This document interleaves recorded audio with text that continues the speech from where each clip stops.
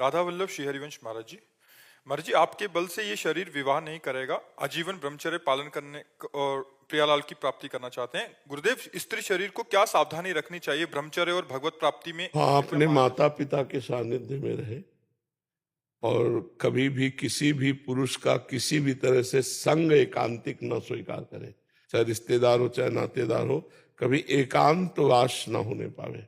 सबसे पहली बात, अगर घर में कोई नहीं है तो हमें किसी से नहीं मिलना, चाहे मेरा पूज्य से पूज्य, चाहे वो वृद्ध हो चाहे जवान हो चाहे कोई भी हो, प्रथम बात। दूसरी बात, अपने द्वारा किसी भी तरह की गंदी हरकत नहीं करनी।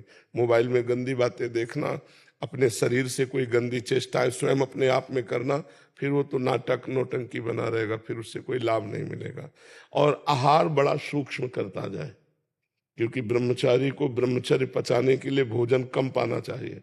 कम भोजन पाने से ऊर्जा शक्ति बढ़ती है, दैवी शक्ति बढ़ती है।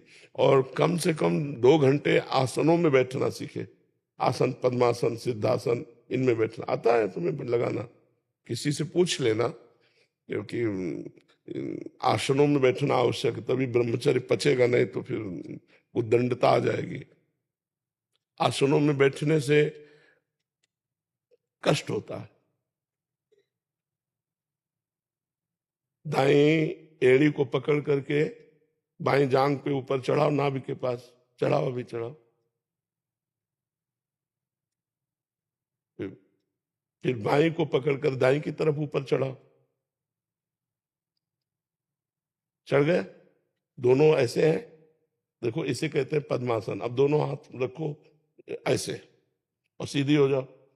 5 मिनट, 10 मिनट, 15 मिनट, धीरे धीरे ऐसे बढ़ाना। जितना कष्ट हो उस समय सोचो मैं शरीर नहीं हूं, चुपचाप शांत ऐसे अभ्यास करो, ठीक है? पहले इतना करो, फिर आगे होगा तो हम बताएंगे। और मासिक में 3 दिन तक कोई नियम? कोई नियम तुम्हारे लिए नहीं। जो ब्रह्मचारी उसके लिए आसिक मासिक का कोई महत्व नहीं।